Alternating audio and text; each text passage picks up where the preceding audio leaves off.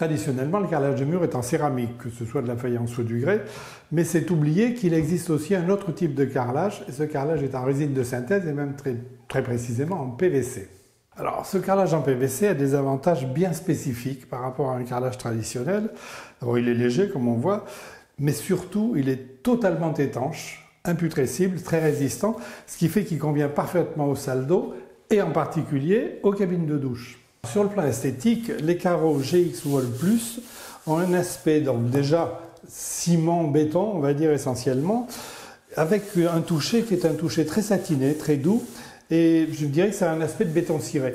Et ils existent en 7 couleurs, donc 6 couleurs béton et une couleur qui est un peu plus ardoise.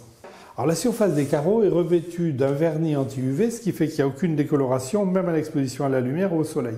Et les carreaux sont présentés en paquet de 11. Alors chaque carreau fait 30 cm par 60 cm et un paquet correspond à peu près, enfin recouvre à peu près 2 mètres carrés. Le carreau GX Wall Plus est équipé d'un système d'emboîtement tout autour, un système périphérique, qui fait que les carreaux s'assemblent sans aucune difficulté, ce qui assure à la fois l'assemblage et l'étanchéité. Pour avoir une finition parfaite après la pose du carrelage, les carreaux sont accompagnés de 2 profils de finition, 2 types de profils. Un profil d'angle qui peut être posé en angle interne ou en angle externe et un profil de finition. Et ces profils sont proposés en 3 couleurs qu'on va assortir avec la couleur du carreau qu'on a choisi. Je vais commencer la pose par les parois de cette douche à l'italienne. Et pour ça, d'abord je vais poser un profil d'angle dans l'angle ici interne et un profil de finition en bas, ce qui va me permettre d'avoir un niveau parfaitement droit. Et les profilés, comme le carrelage, se posent avec de la colle qui est un mastic colle MS polymère.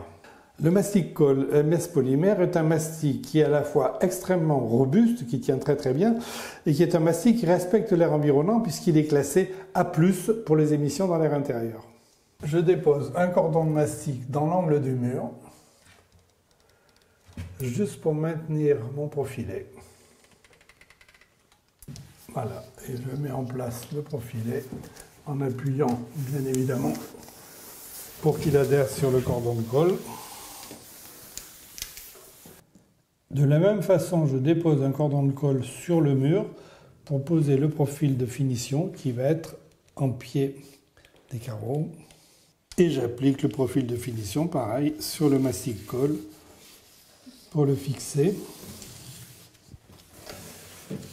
Pour faciliter la pose, les profilets sont déclipsables. Voilà, je peux enlever la partie intérieure de ce profilet, ce qui va me permettre de poser le carreau bien dans le profilet et ensuite de refermer quand on aura terminé. Et chaque carreau va être encollé et posé sur le mur.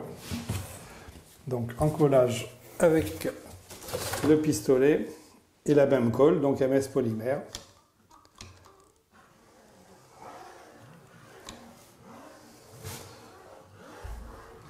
Un cordon de colle en S, en principe ça devrait aller tout seul.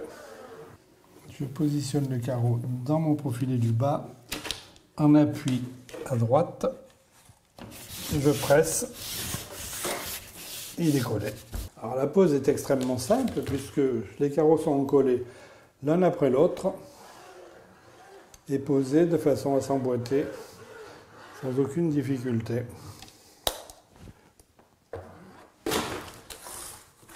Donc j'emboîte le second carreau en alignement évidemment des joints.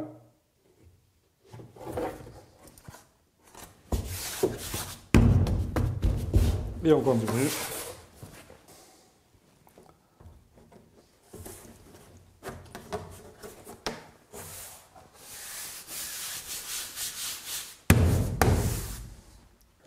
Donc les carreaux sont posés les uns derrière les autres, comme vous l'avez vu, très facilement. Évidemment, en veillant à bien emboîter les carreaux les uns à côté des autres. Donc, on pousse, on emboîte, on presse. Alors, précisons qu'on peut poser les carreaux soit horizontalement comme je l'ai fait, soit verticalement, qu'on peut aussi les poser à joint droit comme je l'ai fait, ou à joint décalé. Une bonne technique, c'est de monter les carreaux en escalier, comme ça, et ensuite, bien évidemment, à chaque fois, on soigne le joint, c'est-à-dire le joint doit être bien aligné avec le précédent. Voilà. Et le carreau bien appliqué au mur. Bien sûr, pour que les carreaux s'emboîtent, il faut qu'ils soient placés toujours de la même façon. Donc on voit qu'il y a un petit emboîtement ici et un grand emboîtement ici. Donc on va toujours poser les carreaux avec l'emboîtement, par exemple le petit, sur la droite. Donc le joint, toujours pareil, bien dans le même sens. Je pousse, je vérifie l'alignement. Arrivé en bout de rangée, évidemment, je mesure le morceau qu'il va falloir installer, 7 cm, et on va tracer et couper. Alors, tracer en réalité, c'est même pas la peine, je reporte directement avec l'équerre. Et vous allez voir, la coupe est extrêmement simple, puisqu'il suffit de rayer avec une lame de cutter. Donc on suit la règle, on y va lentement. Je vais rayer 2 ou 3 fois pour bien entamer la surface du PVC. Et ensuite, je casse. Et chaque morceau, évidemment, étant collé. Et je vais l'insérer à sa place.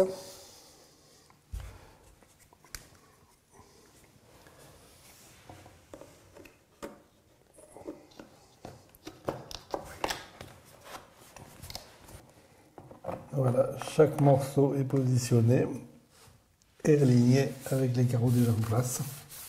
Alors avant de poser la dernière rangée, en bordure de plafond, je vais coller la baguette de finition après l'avoir ouverte.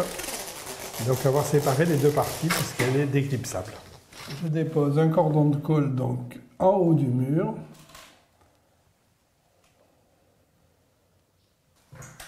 Et je colle le profilet de finition bien en bordure du plafond.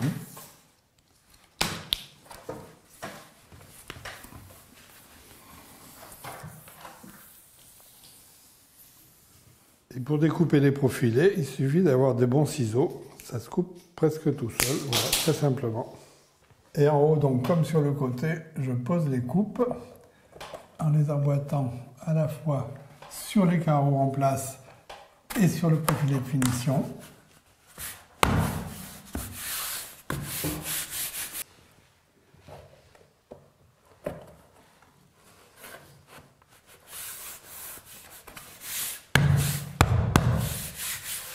Et une fois le dernier carreau posé, je vais clipser la baguette de fermeture du profilet de finition qui est en haut.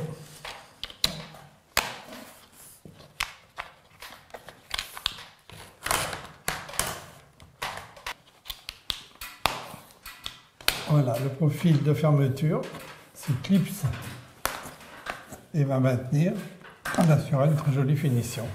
Alors comme pour le mur qu'on vient de faire, là sur les parois de la douche, j'ai d'abord posé les profilets de finition et maintenant je vais pouvoir poser les carreaux.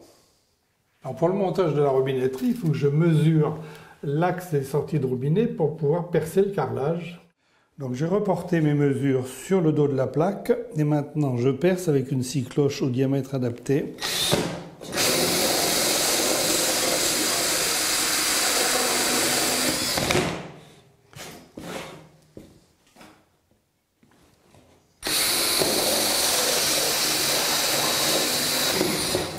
Et je mets la plaque en place, voilà, en alignant bien les joints comme d'habitude. Une fois les deux murs revêtus, il me reste à fermer le joint de finition, qui est donc l'angle qu'on avait. Il y avait une partie qui était fixée, et là je ferme avec la baguette du dessus. Et alors cette baguette, elle me permet d'avoir à la fois l'esthétique, mais surtout l'étanchéité. Dans cette pièce, j'ai aussi décidé d'utiliser deux couleurs différentes qui sont complémentaires, donc le gris ardoise, on va dire, et un gris un peu plus clair, sur deux murs de cette même pièce, et on voit qu'on a une harmonie très décorative. La pose sur ce mur est l'occasion de vous parler d'une astuce technique, enfin, qui est vraiment une technique de base quand on pose ce genre de carreaux, c'est qu'on est dans une maison ancienne. Et il se trouve que ce mur n'étant pas vraiment vertical, j'ai tracé un axe vertical qui me sert à aligner les carreaux, donc dans ce sens-là. Si c'est le sol qui n'était pas horizontal, j'aurais tracé un axe horizontal. Mais il est essentiel d'avoir ça pour que les joints soient parfaitement alignés.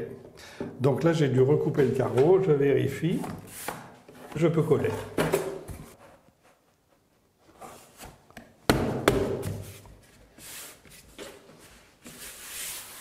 Alors pour terminer la pose, je pose évidemment les baguettes de finition, c'est-à-dire ici mon angle qui est un angle extérieur, et j'ai choisi pour cet angle un angle couleur alu. Il est clipsé. On a vu qu'en périphérie, pour les finitions, il y avait des profils de finition, angle intérieur, angle extérieur, bord de sol ou bord de plafond. On peut aussi, dans les angles intérieurs en particulier, faire une finition avec un mastic silicone. Et là, bien sûr, j'ai choisi un mastic silicone couleur béton, comme le carrelage.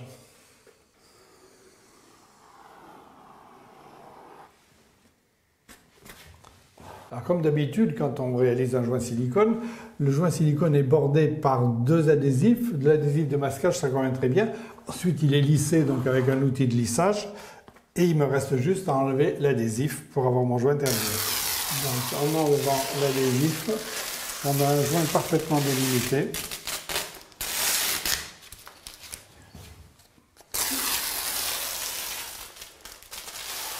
Et en plus, c'est un joint étanche.